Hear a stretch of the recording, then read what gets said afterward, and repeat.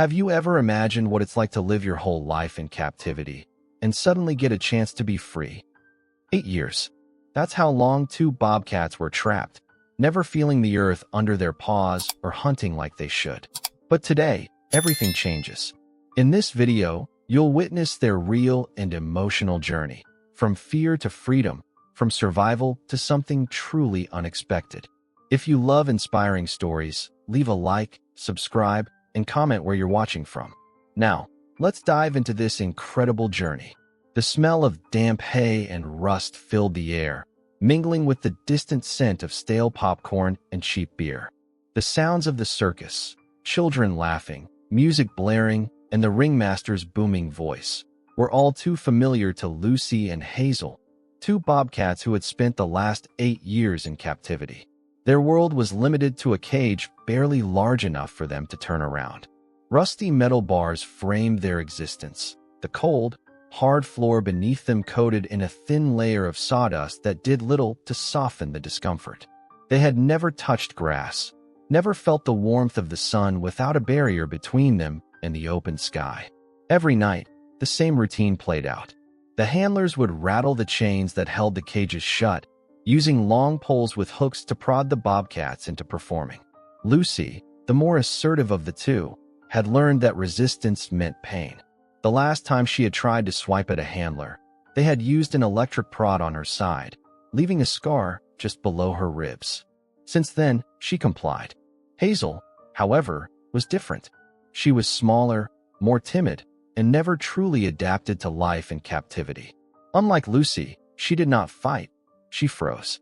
Her body would stiffen, her breathing would turn shallow, and her wide, golden eyes would lock onto the nearest exit, searching for an escape that never came. More often than not, she would be dragged out by force, her body trembling as the trainers forced her through the routine. The performances were always the same, jumping through flaming hoops, balancing on unsteady pedestals, and enduring the deafening applause of an audience that never saw their suffering.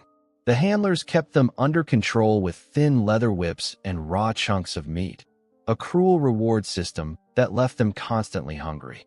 One evening, after a particularly exhausting show, Lucy collapsed in the corner of her cage, panting heavily. Hazel curled beside her, pressing her small frame against Lucy's larger one. "We can't do this forever," Lucy murmured, her voice raspy from exhaustion. Hazel didn't respond, but her body trembled slightly, a silent acknowledgement of her own fear. Just outside the cage, two men stood whispering. They weren't part of the circus, Lucy could tell. Their clothes were cleaner, their eyes sharper, filled with something she hadn't seen in a long time: determination. "You see how thin they are?" one of the men muttered. "They're barely hanging on." "Yeah," the other sighed. "We need more evidence before we can shut this place down." The first man's voice grew firmer. "We'll get it. These animals deserve better." Lucy's ears twitched. She didn't understand their words, but their presence meant something was changing, and change was something she had long since given up on. That night, after the last echoes of the crowd had faded, a storm rolled in. The wind howled against the tent, rattling the iron bars of their cages. Lucy lifted her head, sniffing the air. "Rain," Hazel whimpered. "It's too loud." "Just stay close," Lucy said, nudging her gently. The storm raged on, drowning out the usual sounds of the circus. And then, footsteps. Not the heavy boots of their handlers, but softer, more deliberate.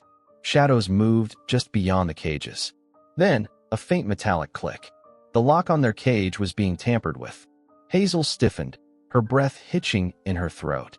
"What's happening?" Lucy didn't answer. She watched as the lock gave way with a final snap. The door to their cage swung open. A man in a dark jacket crouched low, his voice barely above a whisper. "You're free." But after 8 years in captivity, freedom felt just as terrifying as the cage itself. The storm had yet to pass when the lock on the cage finally gave way. The man in the dark jacket, his face partially obscured by the shadows, held the metal door open just enough to avoid making noise. His eyes flickered toward Lucy and Hazel, scanning them for signs of movement. Lucy, the stronger of the two, lifted her head but made no move to step forward. She had been in this cage for 8 years. Freedom was something she had long forgotten how to embrace. Hazel remained curled against the farthest corner, her small frame trembling violently. "Come on, girls," the man whispered urgently, his voice calm but firm. "You have to trust me." Behind him, another rescuer, a woman with auburn hair tied back in a ponytail, kept watch, her hands gripping a clipboard marked with the words Animal Welfare League in bold letters. "They're not moving, Liam," she murmured. "They don't know what freedom is." Liam exhaled, his breath visible in the cold air. "I know," he said, lowering himself further to appear less threatening. "But we don't have much time. The handlers do routine checks before dawn." Lucy's golden eyes locked onto his, searching. She had only known humans who carried whips, shouted commands, and fed her just enough to keep her performing. But this man, he had no whip, no stick, only quiet words and a patience she didn't recognize. "Come on, girl," he encouraged, extending his hand slowly. "We're taking you somewhere safe." Behind them, another rescuer was unlocking a second cage that held a young, underweight mountain lion. The entire operation was running on borrowed time. The moment stretched longer than it should have. The pounding of rain against the circus tent muffled the distant noises of sleeping handlers. If Lucy and Hazel didn't move soon, their captors would wake up. Then, Lucy took a single, hesitant step forward. Her muscles screamed from the lack of use, her paws unsteady on the foreign feeling of open space. "That's it," Liam whispered. "One step at a time." Hazel, however, remained frozen. Her eyes darted from the open door to Lucy, then back again. "We have to go," the auburn-haired woman urged. Lucy turned her head toward Hazel. For years, they had only had each other. Lucy would not leave her behind. With slow, deliberate steps, she circled back, nudging Hazel gently with her head. "Come on," Lucy's presence seemed to say. Hazel let out a small, strangled sound. Her body screamed at her to stay put. This cage was all she had ever known. "Hazel," Liam whispered, "you'll die here if you stay." The words weren't cruel. They were the truth. Hazel's breath hitched. Slowly, shakily, she rose to her feet. Her first step was reluctant, her second a little steadier. Lucy waited, nudging her forward each time she hesitated. When Hazel finally crossed the threshold, Liam gently pushed the cage door shut behind them. "Good girls," he murmured. They weren't free yet. They still had to get past the handlers. "Move," Liam ordered, shifting his focus. "We don't have long." The team led the animals toward the back of the tent, where the rain had softened the earth, masking their footprints. A rescue van with a false bottom was parked just outside the perimeter. The bobcats would be transported inside, hidden beneath layers of secured tarps and crates of veterinary supplies. Lucy and Hazel hesitated before stepping onto the wooden ramp. "Easy," the auburn-haired woman soothed. "It's okay." It wasn't okay. Not yet. But it was better than the cage. Liam whispered a silent prayer as he slid the van door shut behind them. The bobcats were inside. Now, they just had to get away before someone noticed. The van sped down the empty road, its tires splashing through puddles left by the storm. Inside, the air smelled of damp fur and antiseptic. Lucy and Hazel lay pressed against the back of the transport cage, their bodies stiff with tension. Liam sat in the passenger seat, glancing at the clock on the dashboard. 6 hours to Montana, he murmured. "We just have to keep our heads down until we reach the sanctuary." "Do you think they understand what's happening?" asked Claire, the auburn-haired woman, as she carefully checked the animals through the wire mesh of the transport crate. Liam exhaled. "I don't know, but I do know they've never had a real chance to be wild. That's about to change." But freedom was more than an open space. It was something they had to learn. 6 hours later, Montana, the landscape stretched wide and untamed. Rolling fields met dense forests, where towering pines and golden aspens swayed under a crisp autumn sky. The sanctuary sat nestled in a valley, enclosed by miles of protected land where rescued animals could live without fear of poachers, cages, or human exploitation. As the van rolled to a stop inside the gated facility, a woman in a thick ranch coat approached, adjusting the brim of her hat against the morning sun. "You're late," she said with a smirk, though her tone was warm. Liam sighed as he stepped out of the van. "Yeah, well, breaking the law takes time, Rachel." Rachel Buchanan had run the Yellowstone Wild Animal Sanctuary for over a decade. A former wildlife biologist, she had dedicated her life to rehabilitating animals that had suffered at the hands of humans. She knew the scars they carried, both the ones on their bodies and the ones hidden beneath their fur. Claire helped Liam unload the transport crate. "We weren't sure they'd survive the trip." Hazel stopped eating again. Rachel's gaze flickered toward the bobcats inside. Lucy lay with her head on her paws, her golden eyes alert but wary. Hazel, however, had curled into herself, her breath barely rising and falling. Rachel crouched beside the cage, speaking softly. "Welcome home, girls." Lucy's ears flicked, but neither she nor Hazel moved. Rachel sighed. "They won't understand at first. They've spent years believing humans were the only thing keeping them alive. It'll take time for them to realize they don't need us." Liam nodded. "We just need them to take that first step." To release the crate was placed at the edge of the sanctuary's open habitat, a vast, protected area filled with rocky ledges, dense undergrowth, and towering trees that cast shifting patterns of light over the soft earth. A natural stream cut through the middle of the land, glistening under the rising sun. For the first time, Lucy and Hazel had the chance to feel earth beneath their paws instead of cold steel. The gate of the transport cage was unlatched, and then silence. Lucy and Hazel didn't move.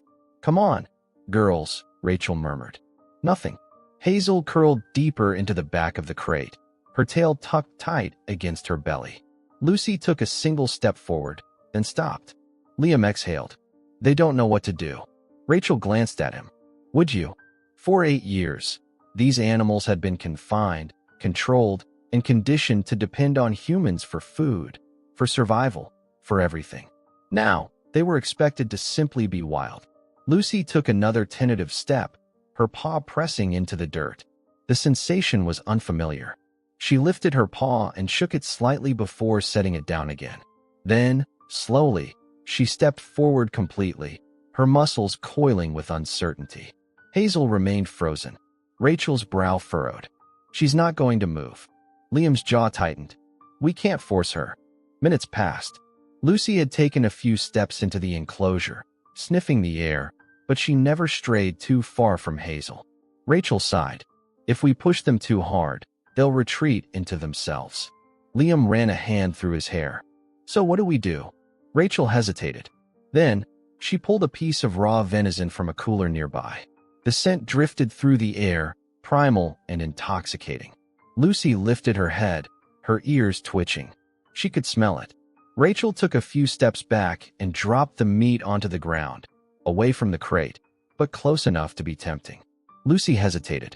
Then, with slow, careful steps, she moved forward.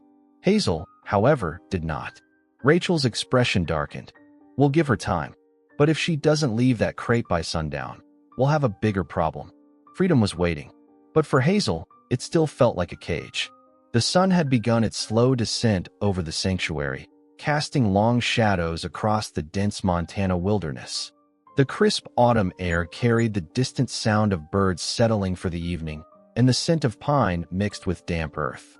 Yet, inside the open transport crate, Hazel remained frozen. Lucy had ventured out, though cautiously, sniffing at the raw venison Rachel had left behind. She took small, measured bites, her ears twitching at every unfamiliar sound. The open space both intrigued and unsettled her. There were no bars, no whips, no handlers shouting commands. The world was too big. But Hazel had yet to take that step. Rachel folded her arms as she observed from a distance. "She hasn't moved an inch," she murmured. Liam, standing beside her, exhaled. 8 years of conditioning doesn't disappear in one afternoon. Claire crouched near the crate, careful not to invade Hazel's space. "She looks petrified." She was. Hazel's breathing was shallow, her body curled against the farthest corner of the crate as if the walls could somehow protect her. Her golden eyes darted between Lucy, who was just a few feet away, and the humans standing at a distance. The fear was etched into her bones. Liam sighed. If she doesn't eat or move soon, we're going to have a real problem. Rachel nodded. We need to be careful. If we force her out, we'll only reinforce her fear. Lucy turned her head toward Hazel, letting out a soft chuff, a sound bobcats use to communicate with one another. Hazel flinched at the noise, then buried her head against the crate wall. Claire frowned. She's completely shut down. Rachel ran a hand through her hair. Let's give her some time. But if she doesn't come out by nightfall, we'll have to intervene. Hours passed. The sky darkened, turning from warm amber to deep indigo. The temperature dropped with it. Stars blinked into existence, scattered across the vast Montana sky. Lucy had finally ventured farther into the enclosure, but never too far from the crate. She would take a few steps, then turn back, her golden eyes scanning Hazel as if waiting for her to follow. But Hazel never did. Rachel's jaw tightened. That's it. We can't leave her in there all night. Liam adjusted his cap. How do you want to do this? We'll start simple, Rachel said. No sudden movements. No pressure. Just enough to get her to step out on her own. Claire walked toward the crate with slow, careful steps, kneeling just outside the opening. She placed another small piece of venison on the ground just beyond Hazel's reach. Come on, sweetheart, she murmured softly. It's okay. Hazel didn't react. Liam sighed. She's too far gone. Rachel didn't respond. Instead, she turned to Lucy, who was still lingering nearby. A thought flickered across her mind. What if Lucy's the one who gets her out? She said. Liam frowned. How? She won't listen to us, but she trusts Lucy, Rachel explained. Maybe we let Lucy take the lead. It was risky, but they had to try something. Rachel gestured for everyone to step back, giving Lucy space. The bobcat watched them warily, then turned back toward Hazel. After a moment, she padded toward the crate and let out another low chuff. Hazel twitched, but didn't move. Lucy huffed, her tail flicking in irritation. She took another step forward, lowering her head and nudging Hazel lightly with her nose. Nothing. Lucy's ears twitched. Then, she turned and walked away. Rachel's breath caught. Is she giving up? But then, Lucy stopped. She sat a few feet from the crate, her body relaxed but expectant. She was waiting. Rachel's chest tightened. She's not giving up. She's showing Hazel what to do. They watched in silence. Lucy remained still, her golden eyes locked onto Hazel. Minutes passed. Then, finally, Hazel moved. It was slight at first, a small shift of her paws. Then her head lifted, ears twitching at the sounds of the open space. Then, with a slow, hesitant movement, she stepped forward. The moment she left the crate, Lucy chuffed again, this time softer, almost encouraging. Hazel's body trembled as she took another step. Then another. The dirt beneath her paws felt foreign, too soft compared to the steel floor she had known her entire life.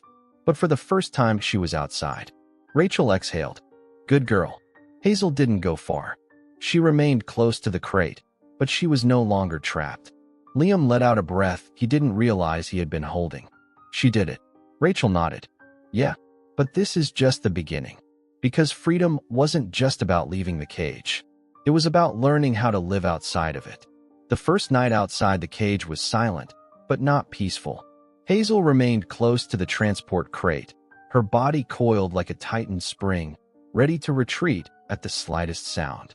Even though the door of the crate had been removed, she still glanced back at it frequently, as if it might somehow close and trap her again. Lucy, on the other hand, was slightly more adventurous.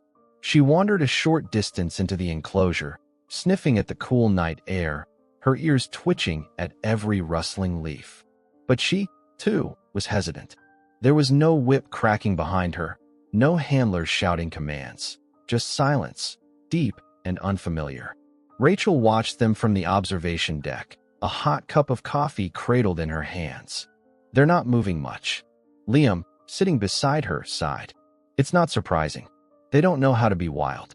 They shouldn't have to know how, Rachel murmured, shaking her head. It should come naturally. Claire, who had just arrived with a clipboard full of behavioral notes, frowned. When animals are taken from the wild as babies and raised in captivity, they don't develop the skills they need to survive. Their instincts get buried under years of dependency. Liam glanced at the two bobcats, who were still frozen in place. Lucy kept lifting her head, testing the air, but she never ventured too far. Hazel hadn't moved at all. It's not just that they don't know how to hunt, Claire continued. They don't even understand what it means to be free. Rachel exhaled. Then we have a bigger problem than we thought. Day one of freedom, the sun rose over the sanctuary, spilling golden light over the enclosure. The world outside was alive. Birds called to each other. A breeze carried the scent of pine and damp earth, and in the distance, a pair of deer moved cautiously along the tree line. But Lucy and Hazel didn't notice any of it. The raw venison Rachel had left out the previous night remained untouched. The bobcats weren't eating. Lucy sniffed at the food cautiously but made no move to take it. Hazel barely glanced at it. They're waiting for someone to feed them, Claire observed from the deck. Liam rubbed his forehead. Damn it, Rachel pursed her lips. We can't let them starve, but we also can't just hand them food like they're still in captivity. They need to learn how to find it. Liam hesitated, then asked, What's the protocol for cases like this? There isn't a perfect one, Rachel admitted. Rehabilitated wildcats either learn or they don't. If they don't, they can't be released into the wild. They'd have to stay in a sanctuary for the rest of their lives. A heavy silence settled between them. Liam finally spoke. So what do we do? Rachel's eyes flicked to the bobcats. They weren't just physically weak. They were mentally conditioned to depend on humans. They had never stalked prey, never crouched in the underbrush waiting for the perfect moment to strike. And the worst part? They had no idea what they were missing. We start small, she said, and we watch. The first attempt that afternoon, Rachel and Liam introduced a small test, live prey. A few field mice were placed in a controlled section of the enclosure where the bobcats could see them. The mice scurried through the grass, disappearing into burrows and beneath fallen leaves. Lucy perked up immediately. Her ears swiveled forward, her eyes tracking the movement. Something stirred inside her, something buried, something distant. Hazel, however, remained frozen. She watched the mice, but made no move. Lucy took a few tentative steps forward. Her muscles were stiff, her movements clumsy. She was too loud. Her paws crushed dry leaves, sending the mice darting away before she could get close. She let out a low, frustrated growl. Liam frowned. She doesn't know how to stalk. Rachel nodded. She's never had to. Lucy tried again, crouching lower this time. She crept forward, her tail twitching with concentration. But she still stepped too hard, still moved too fast. The mice disappeared, leaving her confused and hungry. Hazel didn't even try. She curled up near the tree line, her head resting on her paws, her golden eyes dull. Rachel's stomach clenched. She had seen this before. Some animals, when faced with an unfamiliar challenge, adapted. Others gave up. And Hazel was giving up. Nightfall that night. Rachel made another note on her clipboard. Lucy attempted to hunt, but failed. Hazel showed no response. No progress. She sighed, setting the clipboard down. Liam rubbed his hands together to keep warm. So what do we do if this keeps happening? Rachel hesitated. We keep trying. But if Hazel doesn't start responding soon. She didn't finish the sentence. They all knew what the alternative was. Liam exhaled sharply. She'd never survive in the wild. Rachel nodded. And if that happens, she'd have to stay here for the rest of her life. A long silence passed between them. Damn, Liam muttered. Rachel ran a hand through her hair. She hated this part. Some animals made it. Others didn't. Lucy still had a chance. She was trying. But Hazel? Hazel was slipping away. Rachel looked out at the enclosure one last time before heading inside for the night. Tomorrow, they would try again. Because if Hazel couldn't learn, she would never be free. Morning arrived, but Hazel didn't move. The sun crept over the treetops, casting long golden rays into the enclosure, but Hazel remained curled up beneath a low-hanging pine. Her body was still, her breathing slow. Lucy, on the other hand, had begun to wander. She was still hesitant, still clumsy, but she was trying. She stalked shadows, pounced on fallen leaves, and tested the strength of her muscles with small, experimental sprints. It wasn't hunting, not yet, but it was something. But Hazel had given up before she had even begun. Rachel watched from the observation deck, her arms crossed tightly over her chest. This was bad. Liam stood beside her, sipping from a steaming thermos of coffee. She didn't eat last night. She didn't eat the night before either, Rachel murmured. Liam sighed. So what's the plan? Rachel hesitated. If she keeps this up, her body's going to shut down. She'll go into starvation mode. Claire approached from behind, flipping through the notes on her clipboard. I ran her weight this morning. She's already lost nearly 3 pounds since arriving. If she doesn't eat today, we'll need to intervene medically. Rachel's jaw clenched. Damn it, it wasn't just about food. Hazel wasn't hunting because Hazel wasn't even trying to survive. Rachel exhaled sharply. Let's see if we can get her moving first. If she moves, maybe she'll eat. The first intervention, the team approached the enclosure carefully. Rachel carried a long training pole, not to hurt Hazel, but to use as a gentle nudge if necessary. Lucy watched them approach from a distance, her ears swiveling with curiosity. Hazel didn't react at all. Rachel crouched down a few feet away, speaking softly. Come on, girl. You can't just shut down on us.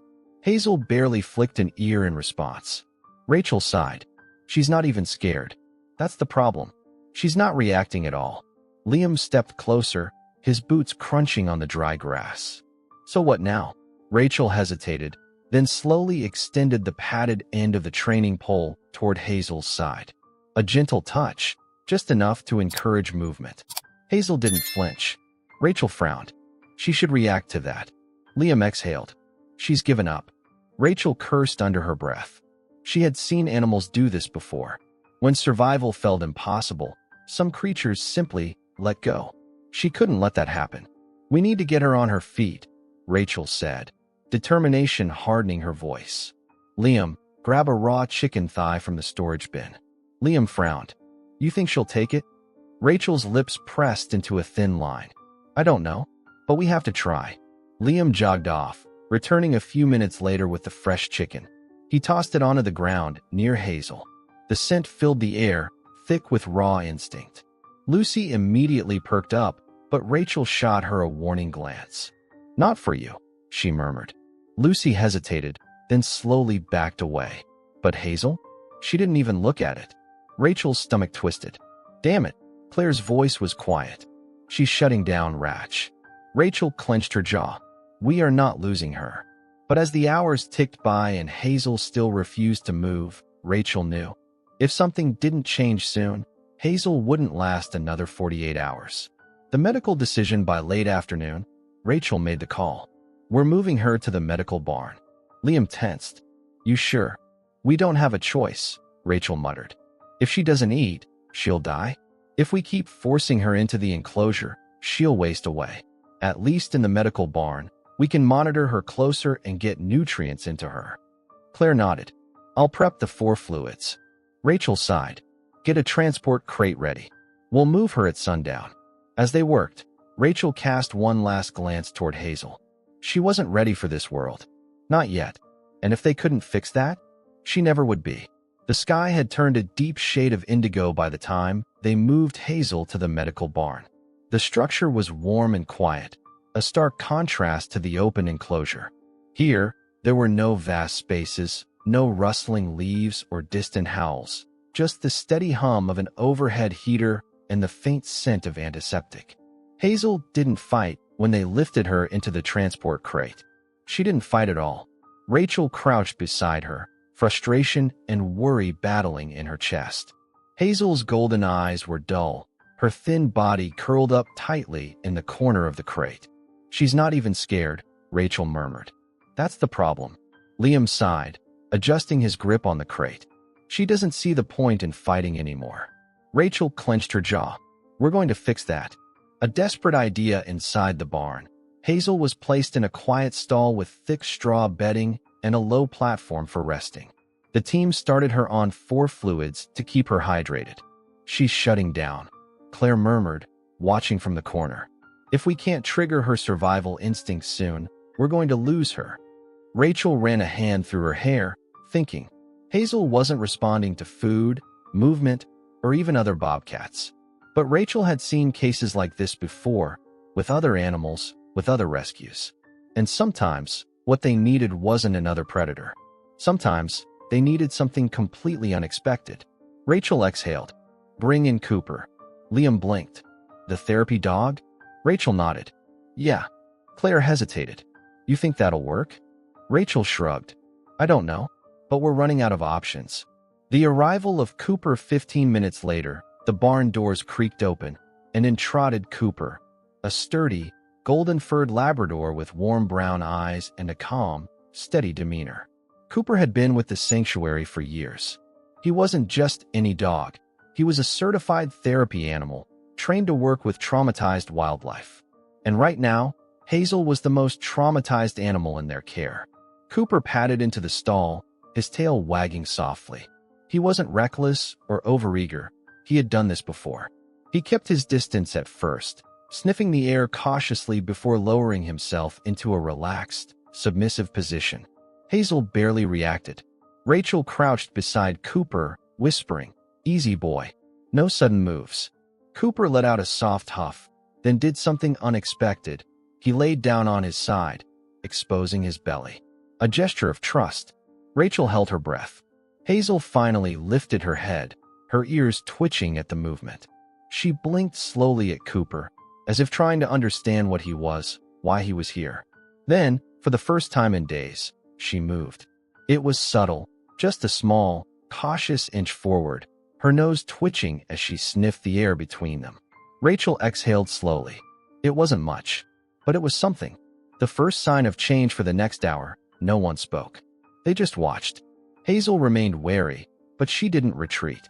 She stayed close, her eyes locked onto Cooper as he continued to breathe steadily, showing no threat, no aggression.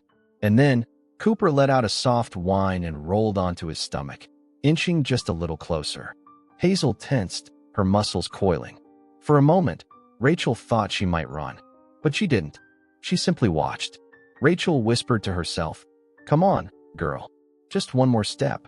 Hazel didn't step forward, but she didn't step back either. Rachel's chest tightened. This wasn't a breakthrough. Not yet. But it was the first crack in the wall Hazel had built around herself. And for now, that was enough. The morning light filtered through the slats of the barn, casting soft golden beams onto the straw-covered floor. The scent of hay and wood mixed with the lingering antiseptic from the medical equipment. The air was cool, but inside the stall, warmth radiated from a surprising source. Cooper, who had refused to leave Hazel's side. Rachel sat just outside the enclosure, her arms crossed over her chest, watching closely. It had been nearly 12 hours since Cooper had been introduced to Hazel. In that time, something subtle, but undeniable, had changed. Hazel wasn't retreating anymore. She wasn't fully engaging either, but she no longer curled into herself at every noise. She watched. She observed. And most importantly, she was still here. Liam walked in, rubbing the sleep from his eyes. "How's our girl?" Rachel glanced at Hazel. "Still hasn't eaten." Liam sighed, leaning against the wooden railing. "But she's still moving?" Rachel nodded. "Barely, but yeah." Liam whistled lowly. "That's more than she was doing before." Inside the stall, Cooper stretched his front paws out in a lazy, exaggerated movement, letting out a soft, contented grunt. He had positioned himself just far enough from Hazel to give her space, but close enough that his presence was undeniable. Hazel's ears twitched, her golden eyes flickering toward the dog's slow movements. Rachel held her breath.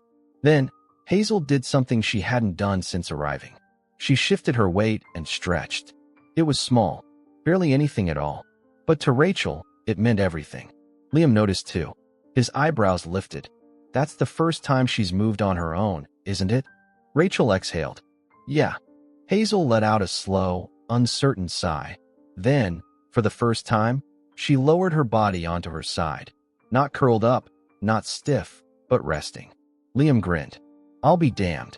Rachel smiled softly. "Yeah, me too." The first breakthrough. By midday, Rachel decided to test something. She disappeared into the storage room and returned with a fresh piece of venison, smaller than the others they had tried before. The last few times they had placed food in front of Hazel, she ignored it completely. But something told Rachel to try again. She crouched just outside the stall, holding the raw meat in her gloved hand. She didn't force it toward Hazel, just let the scent fill the air.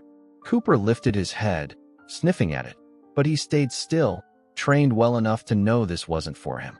Hazel, on the other hand, hesitated. Rachel saw it, the slight flare of her nostrils, the subtle twitch of her ears. For the first time since arriving at the sanctuary, Hazel was interested in something. Rachel kept her voice calm. "Come on, girl. You don't have to do anything big. Just try." Hazel's tail flicked. A heartbeat passed. Then another. Rachel felt Liam tense beside her. She's thinking about it. Then Hazel moved. Not much. Just a single, hesitant inch forward. But it was enough. Rachel didn't push. She didn't force. She simply set the venison on the ground and leaned back, giving Hazel space to make the decision for herself. Cooper wagged his tail once, but didn't interfere. Hazel lowered her head. She sniffed. She hesitated. Then, she took a bite. Rachel let out a breath she hadn't realized she was holding. Liam grinned. "Holy shit." Rachel smiled, watching as Hazel took another careful bite, her small frame still tense, but no longer frozen. "She's coming back," Rachel murmured. Liam nodded. "Yeah, but she's not there yet." Rachel's smile didn't fade. "No, but she will be." Because for the first time, Hazel had chosen to fight. And that meant everything. The transformation was slow, but undeniable. Over the next few days, Hazel began eating regularly. Not much at first, small bites, hesitant nibbles, but she was eating. And that meant she had chosen to live. Rachel, Liam, and Claire watched closely, making careful notes on her progress. "She's still hesitant," Claire observed one afternoon, scribbling on her clipboard. "But she's at least responding now." Rachel nodded, her gaze fixed on Hazel, who was resting near the back of the stall. "Yeah, but we need more than that." Liam crossed his arms. "What do you mean?" Rachel sighed. "Eating is survival. But survival isn't enough. She needs to want more than just to exist." Liam frowned. "Like what?" Rachel smiled faintly. "Like play." Liam scoffed. "She's not a house cat, Rachel." "No," Rachel agreed. "But play is instinctual. It teaches predators how to hunt, how to react. If Hazel can play, it means she's connecting with the world again." Liam raised an eyebrow. "And how exactly do you plan to get a traumatized bobcat to play?" Rachel grinned. "Watch and learn." Testing instincts that afternoon, Rachel returned with a training tool, a long pole with a bundle of feathers tied to the end. Normally used for rehabilitating big cats, it was designed to mimic prey movements, encouraging animals to stalk, pounce, and engage their natural instincts. She stepped into the stall and lowered herself onto one knee. Hazel watched but didn't react. Cooper, lying nearby, wagged his tail lazily but didn't interfere. Rachel let the feathers dangle, then gave the pole a small, sudden jerk. The feathers twitched, moved, just like a bird's wing catching the wind. Hazel's ears flicked forward. Rachel barely breathed. "That's it, girl. What do you see?" She gave the pole another twitch. This time, Hazel's golden eyes tracked the movement. Rachel's heart pounded. Then, Hazel shifted. It was subtle, but Rachel recognized the change immediately. Hazel's muscles tensed, her front paws adjusting their position slightly. "She's interested," Claire whispered. Rachel nodded. "Come on, Hazel. Show me what you can do." Another twitch. Another flick. Then, for the first time, Hazel lifted a paw. Rachel's breath hitched. Liam muttered, "No way." Another flick of the feathers. Hazel's tail twitched. Then, suddenly, she swiped. It was clumsy, uncoordinated, but it was a swipe. A reaction. An instinct coming back to life. Rachel felt a surge of emotion tighten her throat. This was it. The feathers twitched again. Hazel hesitated, then she pounced. A small, awkward movement, but still a pounce. Rachel laughed softly. "Good girl." Claire grinned. "She's playing." Liam let out a slow breath. "Damn, I didn't think she had it in her." Rachel didn't take her eyes off Hazel. She wasn't just playing. She was waking up. For the first time, Hazel wasn't just surviving. She was learning how to live. The crisp Montana air carried the scent of pine and damp earth as Rachel stood near the enclosure, watching Hazel from a distance.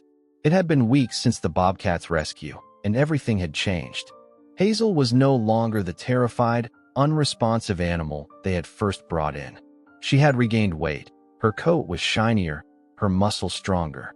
More importantly, she no longer flinched at every sound or curled into herself in fear. She moved differently now, with purpose. Rachel smiled as she watched Hazel crouch low in the tall grass. Her golden eyes locked onto a small rabbit that had wandered too close. She was hunting. Lucy, a few feet away, had already learned the technique. She moved first, silent, calculated. Hazel followed. Rachel held her breath. Then, in a sudden burst of movement, Hazel pounced. The rabbit darted, but this time, Hazel was ready. She adjusted midair, her claws flashing as she struck. It wasn't a perfect hunt. The rabbit managed to escape into the brush, but Hazel didn't retreat in defeat. She stood still for a moment, processing, then turned to Lucy as if learning from her. "She's getting it," Claire murmured beside Rachel. Rachel nodded, pride swelling in her chest. Hazel was a fighter after all. Liam leaned against the wooden fence, arms crossed. "So what's the next step?" Rachel exhaled.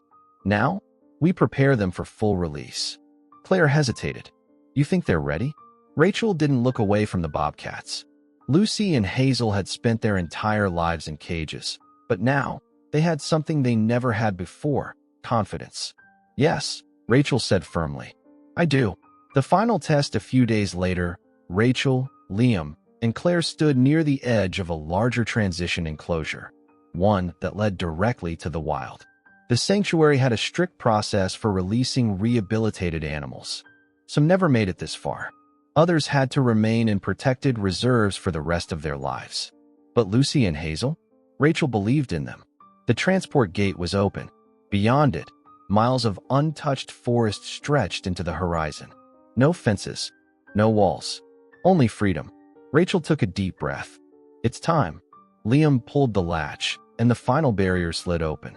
Lucy moved first, confident, graceful, ready. She stepped past the boundary without hesitation, her tail flicking as she disappeared into the undergrowth. Hazel remained still. Rachel's chest tightened. Was she hesitating? Then, Hazel turned, just for a moment. Her golden eyes locked onto Rachel. Rachel's breath caught. It wasn't fear in her gaze. It wasn't hesitation. It was gratitude. Then, Hazel turned and ran. Rachel exhaled, watching as both bobcats disappeared into the wild, free at last. Liam let out a low whistle. "Well, I'll be damned." Claire wiped at her eyes, laughing softly. "They did it." Rachel smiled. "Yeah, they did." Cooper, sitting beside her, wagged his tail, watching the trees as if waiting for one last glimpse. Rachel crouched beside him, scratching his golden fur. "We did good, boy." Liam sighed. "Think we'll ever see them again?" Rachel's smile was small but certain. "Maybe, maybe not." But that wasn't the point. Lucy and Hazel weren't pets. They weren't captives anymore. They were wild. And that meant they were exactly where they were meant to be. Leave a like, subscribe to the channel, and turn on the notification bell. If you watched until this point, comment, "I watched until here," and share your thoughts about this story. Oh, and don't forget to check out the next video on the end screen. It's really exciting.